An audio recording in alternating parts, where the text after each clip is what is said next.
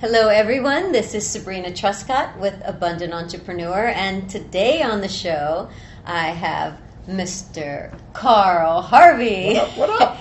And Carl, he has a weekly chat show, you may have heard about it, called The Big Life, and you are hailed as this uncensored trainer to teach people how to have a big life, a life filled with abundance, prosperity, passion, purpose, and basically anything they Good want. vibes. Yes. Good vibes. Good vibes. Indeed. And the reason I'm really excited about having you share with our community here at Abundant Entrepreneur is because I know that many of you may be creating products or have a product that require you to interview people or to be interviewed, and you are like king I of prefer interview. boss. I told you that already. Come He's on. the boss. He's the boss. And you are able to draw personality out of people to relay information and playfulness simultaneously.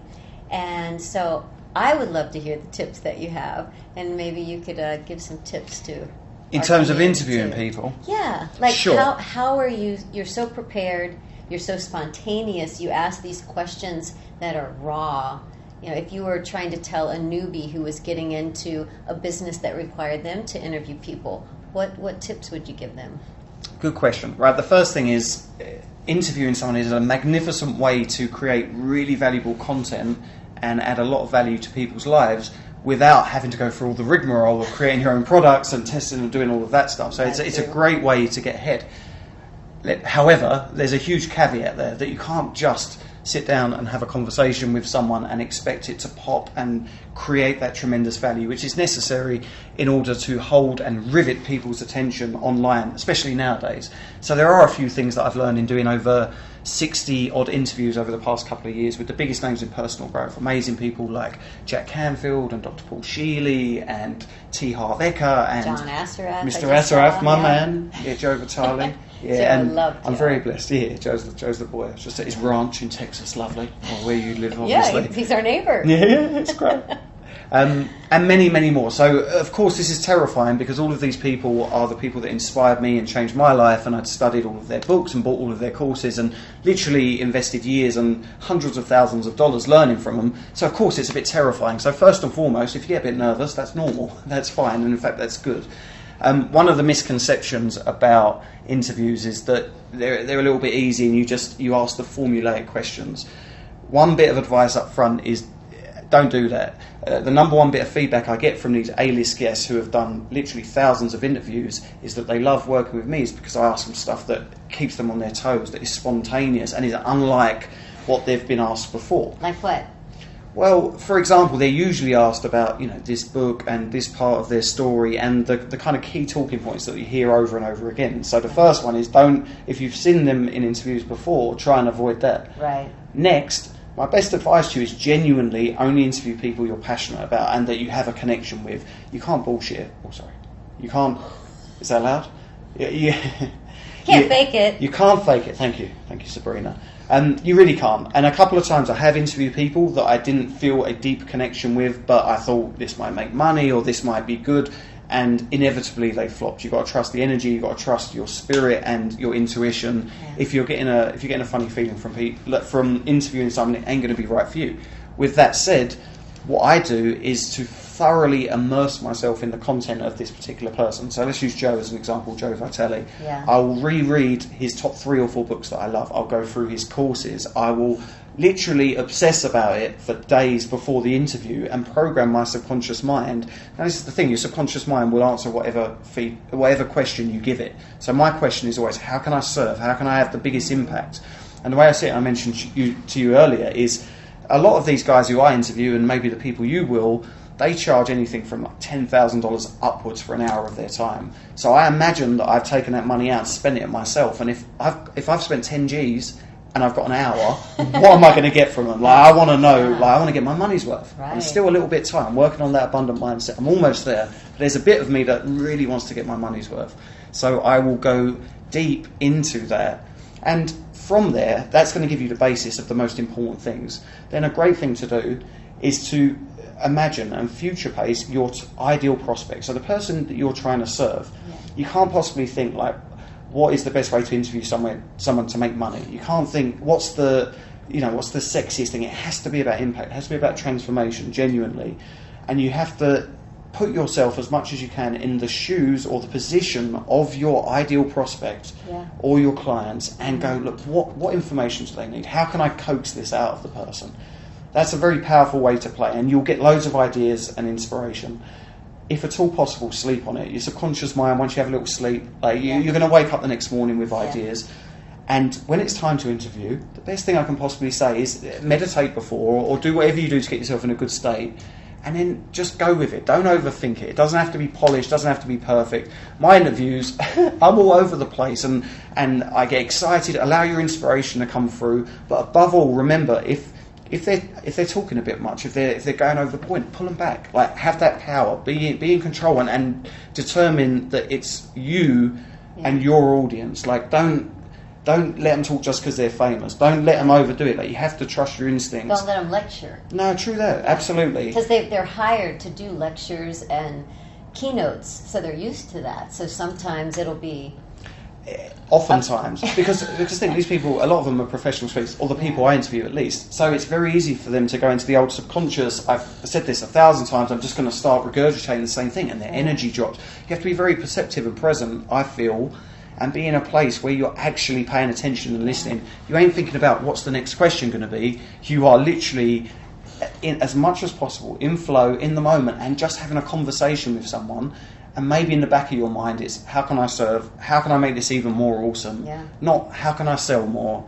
And with that said, we did $1 million in the first year and $1.7 million, I think, in the second year. We don't sell anything until 90 minutes into a call every week. So, you can't give us money. And those millions were from you interviewing people who had products. Yeah, the vast majority. So that's one of the models that we talk about at Abundant Entrepreneur. Is some people feel like, I don't have a product. I don't want to do one. So there's a way to get online, like Carl has, where what you do is a great gift and a great talent, and helps the person with the product greatly. But you can get online as the interviewer. Yeah, absolutely. I got a couple of products and I love them, but it's a whole lot of work to plan and create, and then you're so close to it and you're constantly trying to improve it. Whereas if you meet someone, a teacher, or they've got something that has helped you, then it's much easier and faster to help them sell that. And imagine, a lot of these guys, their biggest challenge, so if you think of it from like a business perspective, a commerce perspective, their biggest challenge is reaching new people. If you can help them by introducing them to your audience, the people who you can influence, then it's not a hard pitch, it's not a hard sale. I worked in business to business sales for many, many years. I was cold calling CEOs, trying to get my way through gatekeepers and their assistants. That's tough. And then asking them for $20,000, $50,000, $100,000 to be paid with a credit card over the phone. That's tough. Calling up somebody and saying, you've deeply inspired me, I love your work, and I'd love to interview you and then sell your stuff at the end, that's a pretty easy sale in comparison. And usually they're absolutely aching to do that. So it's a pretty simple business model as well. Great way to get started. Yeah. And earlier you were telling me you went to law school. Yeah. What transitioned you from a job that would pay well, and a lifestyle, probably a 9 to 9 lifestyle, right? A bit more. My boy has stayed with that, and he works 7 days a week, 18 hours a day. I love him, but he works hard. He's got a real job. And what made you transition? Because I realised it was a real job. No, I used to read John Grisham books growing up, so he basically sold me on the idea that being in law was a very noble profession. And by the time I'd done 5 years of study and spent all that money, I realised at a deep level, and actually it was the first conversation I had with my father in many, many years. I hadn't spoken to him, and he called me up, and the one thing he said was, are you still pretending you want to be a lawyer? Oh, wow. And it was like a massive pattern interrupt, and I stopped and was like, I've been implicitly following this path, and I think a lot of us do it. We live according to what society expects of us. We get that better job, that promotion, or that pay rise, and we follow that blindly, not paying attention to the fact that we're becoming more and more miserable. And even though I love the intellectual challenge of studying law, and I liked competing with all the rich kids, as I saw them, because I came from not that, and they sort of sneered at me a bit, so there was a bit of me proving, like a male ego thing. By the time I got there and I had that conversation, I just realised at a deep level, intuitively, this isn't for me. And it's one of the best things I ever did, because I learned to trust my intuition. Every big success I've had in my life has come as a result of following my intuition and doing something that other people have said, you are crazy, why are you doing this? As an example, I started my first internet business the day after I got given a copy of The 4-Hour Workweek by Tim Ferriss. I was working in an ad agency in London. It was an amazing job. It was a little firm. I got to wear whatever I want. I had an unlimited expense account, and my job was basically to take beautiful women out to lunch, because most of the people who bought advertising in London were beautiful women. So I had the best job in the world. I was young, I was single, I was dating women and getting paid for it. But then someone gave me this book, and it introduced me to the idea that you can get paid based on your passions. There is this thing called the internet, and you can share a message and people will pay you. And I quit my job the next day. Honestly, the next day. And my boss, who was like grooming me, was like he's one of the best ad sales guys in London. And London, like, it's a big industry for this. And he's like, what do you mean you're quitting? What are you going to do? And I showed him the book, and I said, I'm going to do one of these internet businesses. And he's like, dude, I love you, but you're nuts. Like, you call me when this goes wrong. The most beautiful thing is, so this was maybe 5 or 6 years ago, he messaged me a couple of months ago, and he was like, dude, I just want to say how proud I am of you and how wrong I was to say that. Not to say it was easy, not to say there weren't a learning curve, because there was. I spent a lot of money, a lot of time hustling. Like, a lot of the times I was taking consulting jobs and other things to pay the bills, and I was getting up early to learn about this stuff, and I was staying up late, and I was reading, and I was doing everything I could. There's an excitement during that period. Yeah, because that's a great point. Because my gut feeling when I read The 4-Hour Workweek was, oh my God, you've got to do this. Now, you don't have to be nuts and quit your job the next day. And in fact, I wouldn't recommend that, because I have a higher tolerance for risk than most. However, if you've got an intuitive calling that you should be sharing a message, like, I'm much more spiritual now, and I feel that is why you're here. If you feel like there's something in you want to get out, that's why you're here. Like, all of us have a purpose, something that we need to be sharing, and that little whispering. Yeah, absolutely. But most of us repress it, and our society programs us to repress it, and to conform, and to just buy stuff on credit cards and be miserable Monday to Friday and go crazy on the weekend and buy more shit so that you feel better on the inside. But of course that doesn't work. Whereas if you're starting to get an inkling that you want to create something or share something, whether it's an interview or a product or some kind of message, then you've got to do it. Like, we live in unparalleled times. It's so simple to start an internet business now. There are so many amazing teachers who can share with you the path of least resistance, a clearer way, even much more so than when I started five years ago. But you have to start, you have to get moving, and you have to get out of your comfort zone. Like, my first video, someone sent it to me the other day, my first YouTube video, it was awful. I had no swag, utterly swagless. It took me about 4 minutes to make any kind of point. You got plenty of swag now. I learned that. I learned it now. Yeah, now it's different. So you didn't used to be so physical? No. Body? No, we talk a little bit about it. I was manic depressant. I was going to be prescribed antidepressants a lot of times. I self-medicated a lot. I was very, very self-loathing. I walked into an armed robbery, had a gun to my head, or 2 guns to my head, and basically these guys had started robbing this diner that I walked into. I went to pick a friend up who was working there, so they'd already taken their balaclavas off, so I saw their faces, and these 2 dudes locked me in a room with the others, and outside they were saying, we need to shoot the guy who saw us, like, we need to, because he saw our faces. So I'm hearing 2 dudes talk about executing me, and this was at a time when I was in the deepest depression of my life, and I'm going fantasizing, no one loves me, maybe I should kill myself, I don't want to live. And at that moment I realised, like, I don't want to die, like, and it really just put things in perspective. And I made a decision to myself, and I call it the first spiritual experience in my life, because I was like, if I get out of this, I'm going to figure out how to be happy, and I'm going to figure out how to get rich. Now, the funny thing is, I figured out the latter one first, figured out how to make money. I went into sales, started doing that, and realised that ain't it. And if you're already in a job where you're making money, you know that. Like, money will buy a bit of freedom from the worries that many of us have. Like, if you can't pay the bills, there's nothing more real than that. But once you get past that, it ain't the money. Right. And the amount of people that were trying to get me to stay in that sales job because I was good at it, or the various sales jobs, and it takes an enormous amount of courage to actually follow that intuition when everyone around you is saying you nuts. But if you feel like there's something within you that wants to come out, all I will say is, in my experience, I'm only 32, but all the amazing people I've interviewed, is that when you follow that, as Joseph Campbell says, there will be doors where once before that there were just walls. In other words, the flow comes, the good luck, the synchronicities, and you don't have to force it as much. And the more I play with this by following my inspiration and my passion, as opposed to what I feel I have to do, the better results I get. And the great thing is with interviewing people is that you play almost a minimal role in that. You get the best out of amazing people whilst you develop your own skills. It's it's an incredible way to get ahead. Yeah, like I'm doing right now. Yeah, girl. That's it. I mean, everything that you say, I'm like, oh, wow, I can see where I can incorporate more of that. I can do more of that. Oh, I love that. Let me remember to keep doing that. Because there is a synchronicity in all that we do. Isn't it? Like, I, too, loved the personal development world and was such a student for so long. And now I'm in the midst of many of the people that I listen to.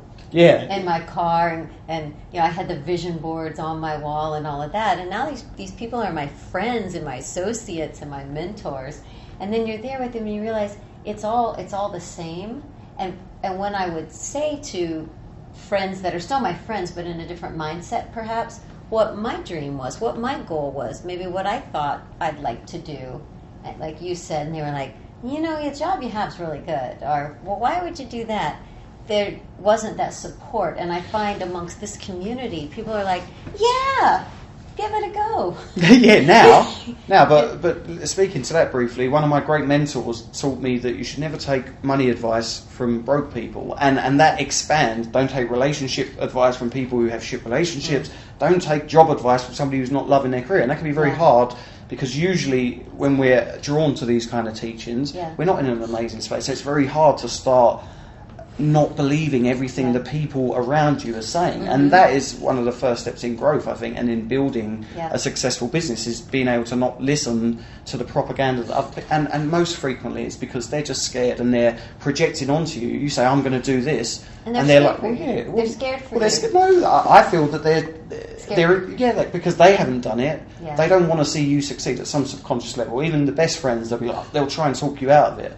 But whereas the real friends in your life and the real people I feel you should listen to are the ones that see the best in you and encourage you to develop that. Because no real friend is going to say to you, no, that message you've got that keeps coming up, you should suppress that. Like the real people are the ones go, look, it sounds a bit crazy. Like when I gave up, I was doing a consulting job. I was being paid about $120,000 a year for 3 days a week plus commission. So it was about $250. I lived in Sydney on the beach 2 or 3 days a week, and I went to Malaysia to go and work for nothing for a guy who inspired me a lot, Vishen Lakiani, who runs Mind Valley. And everyone was like, you're nuts, you're giving up all of this money. But my intuition was like, no, you've got to do this. And every time I followed my intuition, it led me. So the fact that you're watching this now, there's something in you intuitively that's saying, there's something I can create a message and share it with the world. There's something I can do outside the 9 to 5.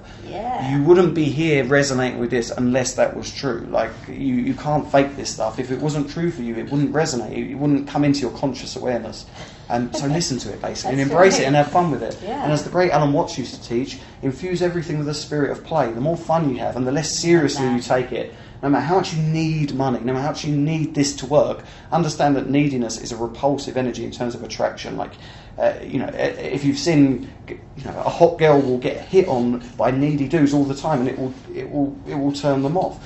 Money's the same, success is the same. The more you need it, the more you're going to repel it. So I would invite you as much as possible, and this is a mental and spiritual challenge in itself, but play with this. If you're interviewing someone, have fun. Imagine that it is what it is. You get an hour or whatever with an amazing person, and you get to pick their brain. It's not that scary, and it shouldn't be serious. The more serious you make it, the harder it's going to be to get results. So, yes.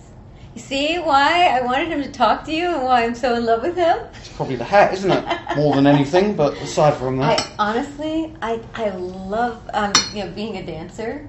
the way you use your body and everything you say. I'm like, wow, he's so loose. I Do you love know that. the number one complaint I get in my business? I don't read many of the emails anymore that are negative. I have someone to screen them. The biggest one is, you move your hands too much. I wish you would settle down. And it used to really hurt me because it's like, that's my personality. No, Here's another great bit of awesome. advice. When you put your head above the parapet, when you start doing anything like this, you're going to get haters. It's one of my great reps says, if you ain't hating, you ain't popping. And that means right. if you ain't got haters, like if people aren't putting you down, you aren't saying anything creative or new. Another great challenge. Well, my hairdresser always says, as long as they're talking about you. That's it, girl. I'll say, Edward, this person said this about me. He goes, as long as they're talking about you, girl. Yeah, and that's hard. It is hard to conceptualize that. But what I would say is, if you're not getting started yet, or if you're struggling to get going because you're scared of what other people think, that's something that you play with internally. It's not something that will magically go away. You're not going to make the perfect video or the perfect interview or the perfect product that everyone's going to love. Mm-hmm. It don't work like that. It is an internal challenge. So for me, what worked was setting clear intentions of how I wanted to be, was visualizing it, and also understanding that when people hate on you, it's a projection of them. Because high vibrational people don't hate, they don't criticize, they give love. Anyone below that is just reflecting some kind of lack or inadequacy within themselves. Right. And the more successful you get, the more of that you get. And you have to get really cool with the fact that some people are just like that, and give them love. An enlightened person has no enemies, as another one of my mentors told me. And I ain't there yet, but I'm trying.